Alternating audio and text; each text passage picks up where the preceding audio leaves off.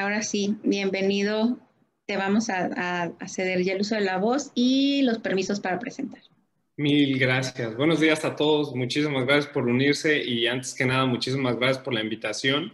Y pues para mí es un privilegio y un gusto estar con todos ustedes y compartir un poco de cómo se ve el país, qué es lo que nos ha cambiado y cómo nos va a ir en el 2021 y un poco en el 2022. Entonces, sin más preámbulo, voy a compartir mi presentación.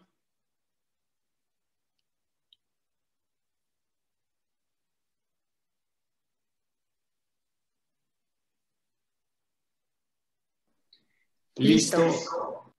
No sé si todos me escuchan bien y la ven bien. Sí, sí te escuchamos y te vemos. Perfecto. Entonces, pues como les dije, sin más preámbulo, muchísimas gracias nuevamente y arrancamos. El tema de la agenda del día de hoy, les voy a hablar un poco de los cambios fiscales que vienen en este 2021, los impactos del COVID, tanto en control interno como información financiera, tanto también como en el tema de comercio exterior, y finalmente vamos a cerrar con el tema de las perspectivas económicas.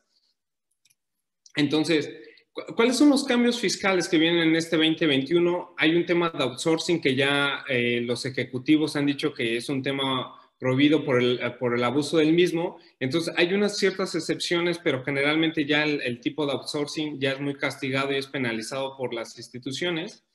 Otro cambio importante es el tema de se incrementaron 10 días adicionales para el retorno del IVA, el cual la institución o el SAT nos los va a regresar en 20 días. Han hecho mucho énfasis en el tema de las pérdidas fiscales cuando las compañías adquieren compañías para incrementar sus pérdidas fiscales y así evitar el pago de impuestos. Ya hay sanciones penales en este tipo de transacciones.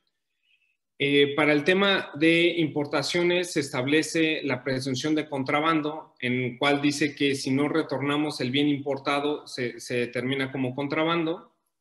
En el tema de las normas oficiales mexicanas, van a ser más rigurosas con los temas de requisitos y las validaciones de importaciones. Y por último, el tema que les quiero compartir son las facultades de comprobación de la autoridad aduanera, que ahora van a hacer visitas domiciliarias para comprobar que todos los bienes que nosotros tengamos sean realmente legales y que hayamos seguido todo el proceso de importación temporal o permanente. Entonces, lo que ellos quieren ver es que nosotros tengamos todos los documentos que amparen las mercancías. Y en términos generales, pues no se plantean nuevos impuestos porque el Ejecutivo quiere incrementar la dinámica de la economía, pero lamentablemente tampoco nos ofrecen nuevos vehículos para incrementar la liquidez de todas las compañías. Y esto es algo que realmente estábamos esperando muchos contadores, asesores y financieros, pero lamentablemente no se dio el tema de incentivos para la liquidez de las compañías. Y en el caso de los impactos del COVID en el tema de control interno, si bien hoy en día todas las compañías hemos sufrido el tema de la baja de productividad, la baja de las ventas, lamentablemente hemos perdido personal. Entonces, en el tema de control interno, tanto ahorita es una revolución porque antes existía la segregación de funciones, había la gente A, la gente B, la gente C y D que hacía cada función y tenía su particularidad de tener una cajita y hacerlo. Hoy en día con este dinamismo que hemos perdido y que el COVID nos ha llevado a eso, pues mucha gente hace ya de todo, ¿no? Entonces, en el tema de la segregación de funciones es muy importante pues que no nos comportamos en lo que siempre hemos dicho de ser juez y parte. No podemos ser financieros y el auditor, no podemos ser el de compras y el que paga o el que vende y el que cobra, porque ahí podemos caer en temas de fraude y podemos caer en temas de que es tan fácil ahorita darle una asignación a una persona y que esa persona pueda hacerlo todo. Eso es, si bien nos va a llevar la misma dinámica de la compañía, pero lo que yo les recomiendo es siempre tener establecido qué hace quién en la medida de lo posible, documentar cada uno de los cambios. Y otra cosa muy importante que también les quiero recomendar es el sistema de los accesos, o sea, los accesos que podemos tener nosotros al ERP o a los sistemas que usa la compañía. Ahorita se están generando demasiados superusuarios porque, pues, les repito, o sea, la gente se está yendo, no tenemos tanto equipo, entonces a una persona le estamos dando muchos superusuarios y él puede hacer y deshacer con la información, borrarla, no hacer los backups adecuados. Entonces, Mi recomendación en ese tipo de cosas es siempre conservar la evidencia, siempre estar atento de qué persona está haciendo cada qué en medida de lo posible. Y también la otra manera es unirnos ya a los formatos electrónicos, tanto de validación como de control interno, porque si bien este tipo de pandemias y el tipo de confinamiento que tenemos el día de hoy, pues nos lleva a ya no estar tanto tiempo en las compañías. Y por eso es importante tener ciertos controles a nivel electrónico. Esos son los nuevos impactos que ha tenido el COVID en el tema del control interno. Y en el tema de información financiera, tanto todos los nuevos escenarios, las proyecciones, las estimaciones, todo lo que ustedes vayan a generar, tanto de forecast como de ventas, tiene que ser sobre bases sólidas y que las bases sean creíbles. Hoy en día me encantaría decirles que he visto muchísimas compañías en donde tienen nuevos escenarios, pero son muy optimistas, o sea, no tienen nada nuevo, no tienen contratos firmados, no tienen órdenes de compra ya puestas. Entonces, el generar tanto optimismo en las nuevas proyecciones es complicado, lo sé, pero por eso se los traigo a la mesa, porque ustedes tienen que generar la información en los escenarios con las bases más sólidas que puedan tener. Otro punto importante que nos ha llevado el COVID en tema de información financiera es el manejo del flujo de efectivo. ¿Cuándo van a recuperar ustedes sus cuentas por cobrar o las ventas que realizan? Y que ustedes tengan una manera inteligente, adecuada de manejar los flujos de efectivo. Anteriormente, antes del COVID, los flujos de efectivo se hacían por un año. Hoy mi recomendación es que lo hagan al menos por mes, o si lo pueden hacer cada 2 semanas. Eso les va a dar un mejor escenario de cómo manejar el flujo de efectivo, cuándo pagar, a quién pagar y cuándo cobrar y a quién cobrar. En el tema de precio y cantidad, mi recomendación es que hagan un análisis detallado de los descuentos que van a dar ustedes sobre las ventas. ¿Por qué? Porque hoy en día todos nuestros clientes quieren el bueno, bonito y barato, y nosotros podemos caer en eso, en otorgar tantos descuentos por vender, pero que al final pues, seguimos perdiendo, ¿no? O perdemos menos. Entonces, mi recomendación ahí es cuidar el tema de los descuentos. En el tema de los gastos y costos, tener una optimización de los mismos, y recordemos que los costos que menos se ven y que más nos duelen son los costos hormiga. Entonces, el tema de estar pagando penalidades, estar pagando intereses, que los podemos ahorrar por una buena administración, eso nos va costando al final del día. Y por último, lo que les quisiera decir es en el tema de los estados financieros en general, pues generarlos mensualmente y hacer un análisis profundo de dónde está la compañía, dónde quiere ir y hacia dónde vamos. Y pareciera muy sencillo el dónde quiere ir, hacia dónde vamos, pero esa parte de identificar qué es lo que queremos lograr, cómo queremos pues, sobrevivir en este tema de pandemia, con qué recursos, eso es súper importante para tener unas bases sólidas. Y bueno, ahora el tema del impacto del COVID sobre el comercio exterior es súper complicado. Les traigo una gráfica en donde se ve claramente cómo íbamos súper bien en enero y febrero a nivel mundial, y aquí se ve este circulito donde cae. ¿Cómo está comparado el tema del comercio mundial y de los bienes, el volumen? Se ha comparado con que tenemos el mismo nivel que teníamos en la Segunda Guerra Mundial, y entonces recordaremos que la Segunda Guerra Mundial fue en 1939 y terminó en 1945. Con este tema de COVID estamos en ese retroceso económico, ¿no? ¿Por qué? Porque pues, evidentemente el tema de oferta y demanda bajó, se cerraron las exportaciones, todas las economías se cerraron, y pareciera mentira, pero en donde nació el COVID fue en China. China lo que hizo fue controlar la pandemia, cerrar la economía, la controló y después hizo una gran apertura.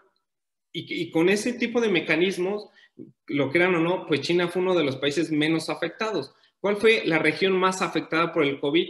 Pues América Latina y el Caribe. Y ahí es donde nosotros, en términos de negocios a nivel México, ahí es donde nos ponen ellos. Entonces, en esa región en donde económicamente estamos, pues fue una de las más afectadas. Entonces, si aquí lo ven, todas estas son disminuciones de exportaciones e importaciones, discúlpenme.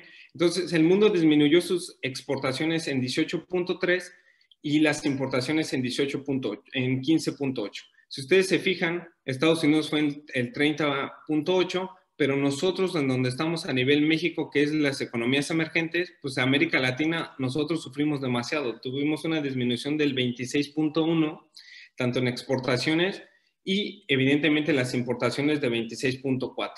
Entonces, ¿esto en qué se traduce?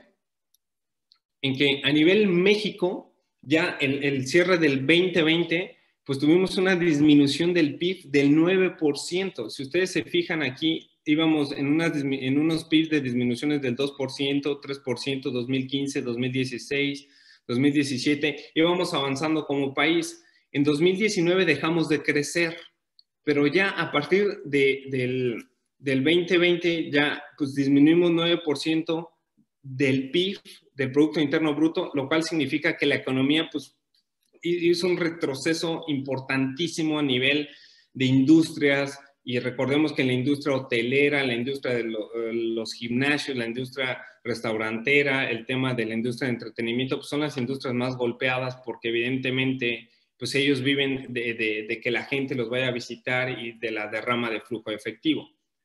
¿Cómo nos fue a nivel Latinoamérica y del Caribe? Pues ahí hubo una disminución del 7% del Producto Interno Bruto. Tanto esa disminución en México pues generó un incremento en la tasa de desempleo de 1.4 al mes de noviembre, que ese es el dato más actual que tenemos, y lo que genera que al cierre del 2020 tengamos una tasa de desempleo del 4.5%. El Banco de México hizo varios recortes a las tasas de intereses con la finalidad de incentivar el gasto y de incentivar los préstamos, y la tasa de interés que hoy en día o al cierre del 2020 tiene el Banco de México es de 4.25. Entonces, si se fijan, esta es lamentablemente es una pintura, una picture que tenemos del 2020 en donde pues sí, la economía mexicana sufrió demasiado. Ahora, ¿qué nos espera para el 2021? ¿No? Se está estimando que la Comisión Económica para el Caribe, para América Latina y el Caribe, CEPAL, como muchos lo conocen, nos da un crecimiento del 3.8, el Banco Mundial nos da un crecimiento del 3.70. Se dice y se proyecta una inflación del 3%, cuando la inflación en México del 2020 cerramos en 3.15. La tasa de CETES al 28 días va a ser de 4.75 y la tasa de CETES del 2020 cerramos a 28 días fue de 4.24. El precio del petróleo no se estima más allá de 44 dólares por barril, cuando en el 2020 el barril cerró en 49 dólares. El tipo de cambio promedio, esto me gusta traérselos para que ustedes vean si tienen transacciones en dólares. Dice que va a cerrar en 22, va a ser el tipo de cambio promedio de todo el año, y el 2020 el tipo de cambio promedio fue de 21.64.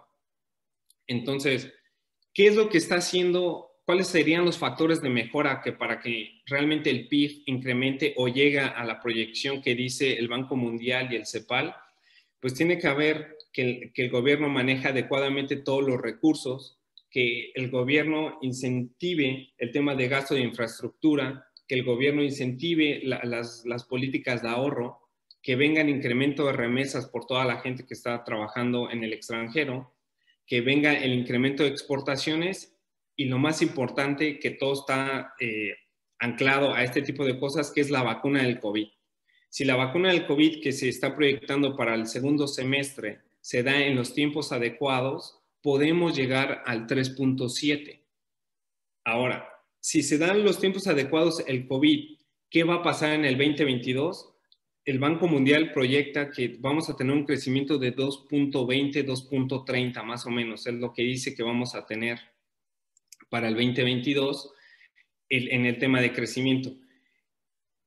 En el tema de que no pase la vacuna en los tiempos establecidos, en los tiempos que se tienen en el segundo semestre, pues lamentablemente les quiero decir que vamos a crecer, de acuerdo a lo que dice el CEPAL, hasta un 2% en el Producto Interno Bruto, y en el Banco Mundial creceremos hasta 1.9. Entonces, si ustedes se fijan, el tema de la vacuna es súper importante para incentivar todo el tema de las industrias, para que la gente pueda abrir sus negocios, abrir los restaurantes, abrir los gimnasios, abrir el tema de la hotelería. Pero si no pasa, pues evidentemente nos vamos rezagando en el tema de la economía. Ahora, lo más importante en esto es que el 1.9 es lo máximo que podemos crecer. No es que es lo mínimo, es lo máximo que podemos crecer si la vacuna se retrasa. Y me voy a regresar un poquito a esta, tomando en cuenta que si todo sale bien con el tema de la vacuna, vamos a crecer un 3.70 en 2021, 2022 vamos a crecer 2%, no nos va a alcanzar para recuperar este nivel del 9% de la caída. Eso quiere decir que a nivel México se estima que vamos a tardar 3 años en recuperar el 9% del PIB de la disminución. Mínimo vamos a tardar 3 años para estar en niveles del 2018 o 2019. Entonces, sí les quiero traer en la mesa que al final del día esto es un proceso de paciencia y que tengamos la manera más óptima de ir generando recursos y que los recursos que vayamos generando los vayamos controlando adecuadamente.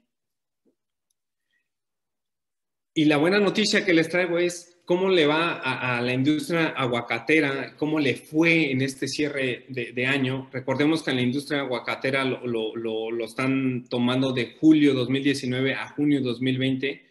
En ese periodo, la industria aguacatera tuvo un incremento del 22%.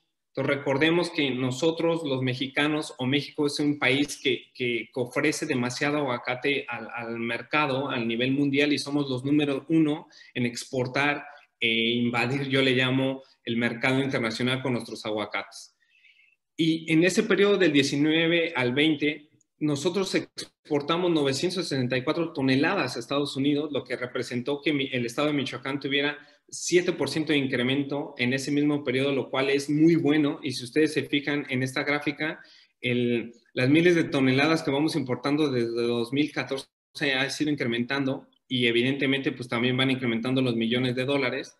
Y esto es muy bueno porque eso significa que esta industria nos ha ayudado a que el PIB sea la disminución del 9%. Si la industria aguacatera se hubiese caído y no hubiese sido la demanda constante, pues el PIB que hubiésemos tenido nosotros en disminución hubiese sido un 11% o 12%. ¿Por qué la industria aguacatera no bajó? Porque si bien el aguacate se consume en los restaurantes, pero se consume más en las casas. Por eso es que el tema del aguacate siguió creciendo en demanda y la demanda no bajó. Y les voy a poner un ejemplo. El tema de la papa, los productores de papa sí sufrieron porque la papa se vende más en los restaurantes y se vende más en los restaurantes de comida rápida. Por eso es que la papa sí sufrió demasiado. Si ustedes vieran el tema de la industria, la papa bajó y hubo productores aquí en Estados Unidos que tuvieron literal que regalar la papa, otros los tuvieron que tirar. Hubo muchos casos que la volvieron, la enterraron porque ya era una papa que no servía y que no la podían mandar al mercado porque realmente con el cierre de las fronteras, con el cierre de las economías, la gente dejó de consumir. Ahora, si ustedes se fijan, generalmente en la semana del Super Bowl es la semana que más se consume aguacate o se consume guacamole, ¿no? Entonces, el guacamole, pues la materia prima es el aguacate. Todos están estimando que este año, por todo el tema de que la gente lo va a ver en sus casas, de que no va a haber público, vamos a incrementar el tema de la demanda del aguacate, por lo que el tema de la agricultura estadounidense dice que va a incrementar la demanda nuevamente. Entonces esperemos que este 2020, terminando julio 2021, sea un buen avance para la industria aguacatera y que sigamos con ese tipo de incrementos tanto en la exportación de toneladas como en el precio del mismo aguacate. Entonces, la verdad es que la industria aguacatera a nivel México nos ha ayudado para resistir más el tema de la pandemia. Eso es todo lo que les traigo el día de hoy. Les invito también a que se suscriban a mi canal en el cual ustedes van a poder ver y entender y tener el tema de contabilidad, el tema de administración, el tema de emprendedores, el tema de finanzas, y es totalmente gratis para que sus equipos de trabajo puedan estar actualizados y estén con todos los temas de la vanguardia. Y eso es todo por mi participación. Ahora sí abro el micrófono por si...